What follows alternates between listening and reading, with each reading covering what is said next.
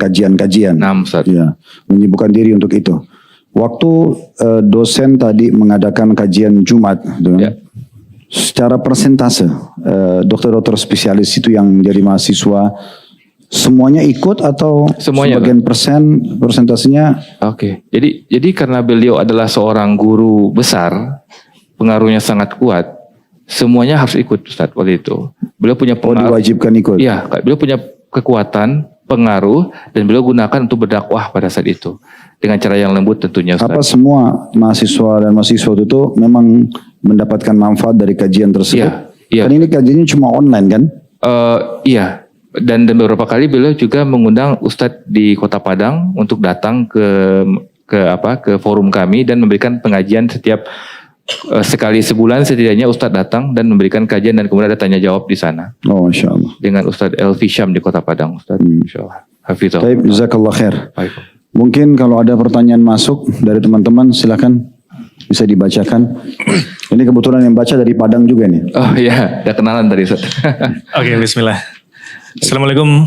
Pertanyaan pertama untuk Dr. Bobby.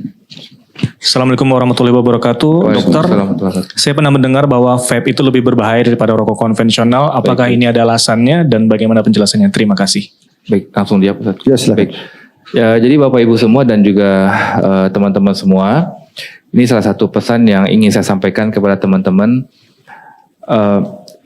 Tubuh kita, paru-paru kita, saya bisa yakinkan teman-teman semua diciptakan oleh Allah Azza wa Jal itu hanya untuk saluran pernafasan kita ini diperuntukkan hanya untuk udara bersih, bukan untuk yang lain. Dan ketika ini digunakan untuk yang lain, zat yang asing dan bukan obat, maka hampir dipastikan apapun itu pasti akan menyebabkan gangguan kesehatan. Rokok konvensional, rokok biasa itu sudah sangat kuat ya bukti-buktinya untuk kesehatan kita sangat buruk. Dan saat ini vape atau rokok elektrik ini produk yang baru Ustaz, mungkin masih 10 tahunan ini. Dulu pada awal-awal dibuat sempat diyakini sebagai alternatif yang aman bagi rokok konvensional. Dibilang sebagai alternatif yang aman. Akan tetapi setelah 10 tahun kami teliti dan sudah makin banyak jurnal-jurnal penelitian yang ada, ternyata ditemukan bahwa tidak kalah berbahaya antara vape dengan rokok konvensional. Bedanya hanya vape ini karena produk baru, penelitiannya tidak sebanyak rokok yang konvensional, Ustadz. Jadi, tetapi kedepannya sudah banyak sekali himbauan, bahkan di beberapa negara maju sudah melarang peredaran vape atau rokok elektrik ini. Dan sayangnya di Indonesia masih sangat longgar. Jadi baik rokok konvensional dan elektrik atau vape itu sama-sama berbahaya dan hampir dipastikan akan menyebabkan gangguan kesehatan di kemudian hari dalam jangka yang panjang. Oke, pertanyaan selanjutnya untuk Ustadz. Assalamualaikum Ustadz, semoga selalu diberikan lindungan oleh Allah. Ustadz, saya memiliki keluarga yang masih merokok, terutama ayah. Bagaimana cara mengingatkan agar saya tidak durhaka untuk mengingatkan ayah saya agar berhenti merokok dengan baik? Silakan Ustadz, tafadhol. Yang pertama doakan dulu tentunya. Semua orang yang masih jauh dari agama itu butuh doa.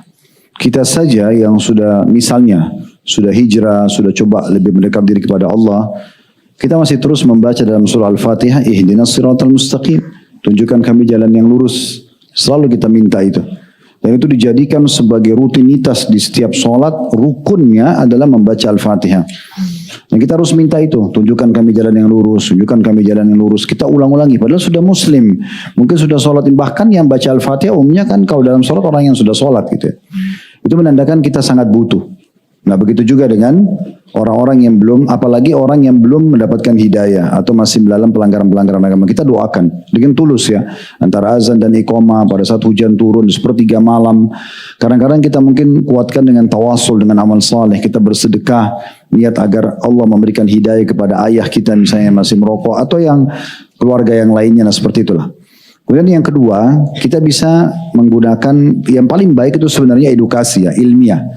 Data-data ilmiah.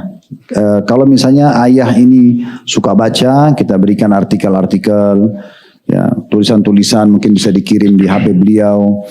Atau kalau kita takut beliau tersinggung, kita bisa melalui orang yang kira-kira yang sebaya dengan beliau, ada orang yang bisa memberikan artikel tersebut dikirim ya. Atau mungkin kalau Anda anak bungsu, maka Anda minta kepada kakak anak tunggal untuk bicara, yang paling anak sulung untuk berbicara misalnya, atau kakak Anda. Maka itu bisa. Atau kalau misalnya biasa visual atau audio, kita kirimkan informasi tentang masalah itu baik secara ilmiah ataupun secara agama. Kemudian yang ketiga tentunya kita bisa coba memberikan opsi pilihan gitu ya. Kayak misalnya kita sering memberikan hadiah, yang hadiah itu kita harapkan dalam bentuk konsumsian mungkin ya, yang bisa menggantikan posisi rokok itu.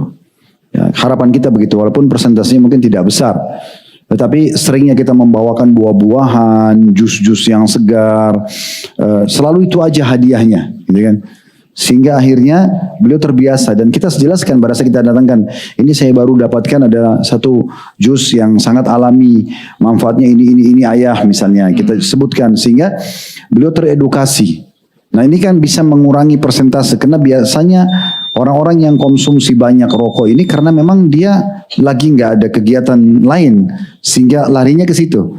Tapi kalau dia lagi makan, dia lagi ngobrol, dia lagi aktivitas, mungkin itu bisa mengurangi. Maka ini mungkin bisa membantu dengan izin Allah SWT. Mungkin itu saja. Ya. Oke.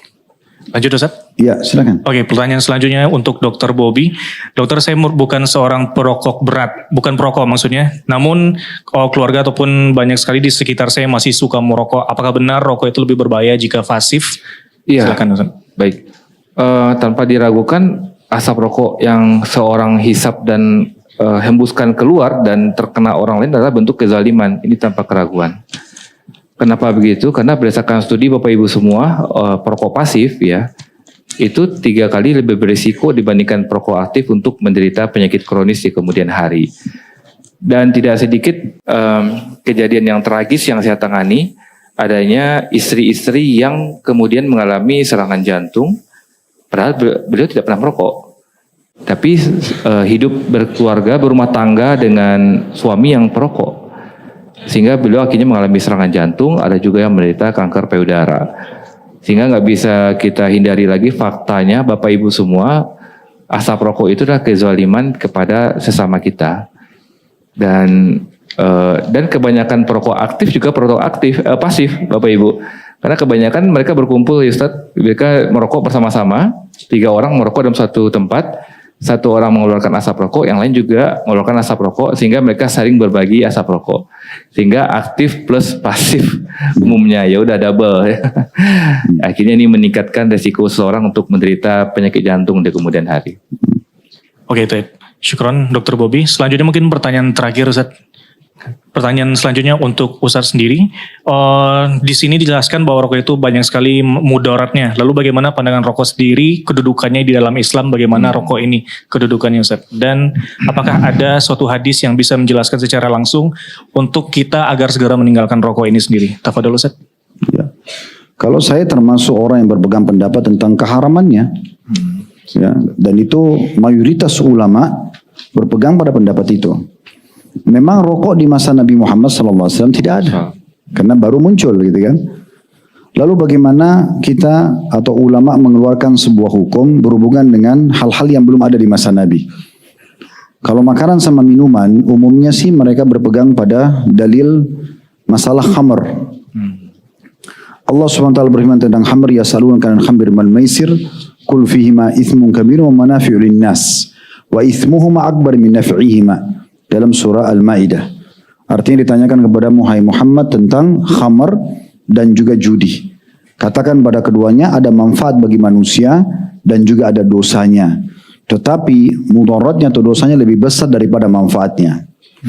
Potongan yang akhir tadi kita baca ayat ini, bahwasanya mudaratnya lebih besar daripada manfaatnya dijadikan sebagai sebuah kaidah. Segala sesuatu yang dikonsumsi ternyata efek sampingnya lebih besar daripada manfaatnya.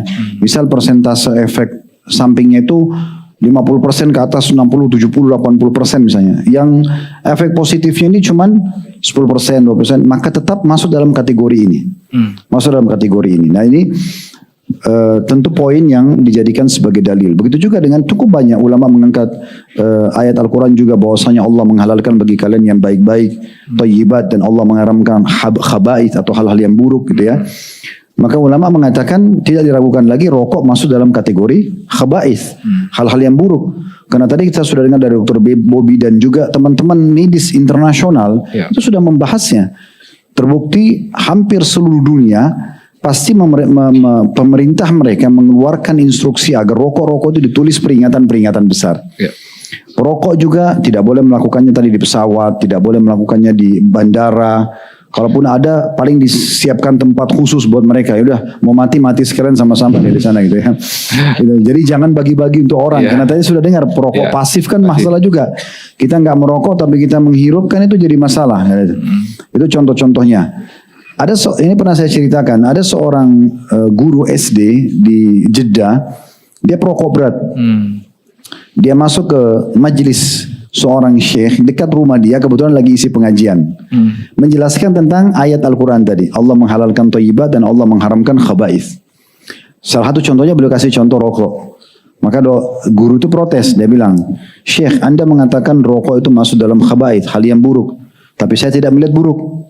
Saya sudah sekian lama merokok, tapi saya nggak apa-apa, nggak sakit, nggak apa segala macam gitu ya. Dia puji-pujilah diri dia tetap sehat, tidak sakit, tidak pernah masuk rumah sakit. Kata syekhnya setelah dia selesai jelaskan argumentasinya, apa Anda kalau tadi saya dengar Anda menganggap itu rokok baik, thayyibat berarti, bukan khaba'ith. Karena pilihannya cuma thayyibat, baik-baik, bagus atau buruk kan gitu. Dalam Al-Quran gitu. Anda seakan-akan sekarang mengemas, tadi saya bilang itu khaba'ith, buruk. Anda mengatakan ini thayyibat, baik. Kalau Anda menganggap itu baik, karena tadi dianggap tidak ada efek negatifnya segala macam, saran saya, sebentar Anda pulang, beli rokok yang banyak, bagi-bagi. Kasih istri, kasih anak, merokok rame-rame. Gitu. Kata syekhnya. Maka untungnya dengan akal sehatnya guru ini, karena dia guru, dia mengajar, mungkin dia bisa tangkap positifnya. Dia sudah kalau gitu saya tahu syekh, kenapa jadi haram. Karena kalau baik, bagi-bagi aja. Sekalian anak-anak kita merokok sama-sama di rumah, ngepul aja semuanya gitu kan. Ya, jadi memang arahnya ke sana. Belum lagi efek-efek yang lain ya. Ini yang saya pernah berbagi dan ini pengalaman gitu. Saya pernah meruqyah seseorang keluarga. Dia kena sihir. Lagi ngeruqyah ini sudah teriak-teriak setannya dulu. Ampun ini yang kapok-kapok gitu ya. Terus tiba-tiba waktu saya lagi ngeruqyah gitu, ada satu keluarga lain yang tinggal satu rumah. Itu perokok kebetulan. Dia lewat di sebelah situ. Cuma lewat di sebelah saya kebetulan. Duduk juga di situ. Mungkin dia mau dengar ayat ruqyah itu. Tiba-tiba orang yang kesurupan ini balik ke dia lalu dia mengatakan kawan. Ini wallah ini demi Allah depan mata saya sendiri. Dia tunjuk kawan karena sama baunya mungkin. Dan ini yang merokok jangan tersinggung karena ini pengalaman. Nah iya. Belum lagi coba lihat. Orang kalau semedi, orang kalau apalah ya, sesajen pasti ada 2 bungkus rokok itu biasanya. Kenapa rokok? Kenapa enggak ayam saja? Kenapa harus ada rokoknya? Rupanya jinnya suka rokok. Salah satu sahabat dekat saya juga, seorang peruqyah, beliau cerita pengalaman untuk kami lagi berbagi pengalaman itu. Dia cerita, Ustaz saya pernah ruqyah orang sudah kesakitan jinnya. Tiba-tiba ada masuk asap rokok dari luar rumah, masuk ke dalam rumah. Tercium, saya cium, orang yang kesurupan ini cium juga. Terus tiba-tiba dia begini, makanan kesukaan saya. Ini kata setannya nih. Orang ini lagi tidak sadar gitu. Kata teman saya peruqyah, saya keluar cari. Ternyata di depan ada orang rokok, asapnya masuk. Gitu. Ini fakta lapangannya, selain dalil syar'inya gitu kan. Selain memang buktinya secara peraturan pemerintah itu kan jelas. Itu semuanya tidak boleh. Jadi kalau teman-teman mau konsumsi, alhamdulillah masih banyak yang lain kan. Ada susu, ada madu, banyak banget makanan yang sehat-sehat. Itu aja yang kita konsumsi. Ngapain harus buang uang pada hal yang tidak ada manfaatnya. Apalagi tadi dokter sudah jelaskan, secara ilmiah memang tidak ada manfaatnya. Ya. Racun. 100% racun ya. Racun 100%. 100% racun. Artinya kalau kita cari 1% aja nggak ada baiknya. Untuk apa untuk masukin racun ke dalam tubuh? Kalau itu tadi penelitian dokter dan secara medis ditemukan begitu, ini kita bisa hubungkan dengan firman Allah Subhanahu wa taala, wala tuhliku anfusakum. Jangan kalian binasakan diri kalian. Ya. Dalam ayat lain, wala taqtulu anfusakum, jangan kalian bunuh diri kalian. Ya termasuk membunuh diri namanya. Dan pemerintah kita sudah tulis rokok bisa membunuh, bukan gitu. Jadi ini poin teman-teman sekalian sudah cukup untuk menjadi argumentasi tidak usah kita konsumsi. Apalagi memang tadi jangka panjang mengganggu. Ini biasanya dok ya, orang kalau mau jual obat biar cepat laku itu biasanya ini bagus buat laki-laki gitu ya. Ya, laku obatnya langsung ya. Nah ini ternyata merusak kelaki-lakian nih. Iya. Betul. Pilih yang mana gitu. Benar nggak dok? Betul Ustaz. Nah iya, itu kan masalah impotensi dan apa tuh ya, semua itu bisa muncul. Belum juga tadi kalau anda menikah terus istri dari perokok pasif, tadi kesian ada yang kena kanker payudara. Belum lagi kalau hamil ya, Hamil ke janinnya bisa berpengaruh kepada kecacatan bayi nggak tuh? Bisa salah satu sebab penyakit jantung bawaan pada anak orang tua baik ayah atau ibu yang merokok Ustaz. Ya karena dihirup oleh ibu yang hamil tadi. Ibunya hamil dan kemudian mengganggu pertumbuhan dan perkembangan janin. Nah itu, jadi efeknya kan banyak banget ya. Dan kembali gini, satu pertanyaan penting teman-teman, bagi yang masih merokok, kalau anda tidak merokok kenapa? Tidak ada apa-apa gitu. Kecuali itu satu-satunya konsumsian kita di muka bumi, kalau nggak rokok mati, ya ini banyak banget makanan lain yang sehat gitu ya. Maka itu lebih baik Allahu a'lam ditinggalkan. Mungkin begitu suruh. Jazakallah khair dok. Terima kasih atas informasinya. Nanti kedepannya juga mungkin kita akan undang teman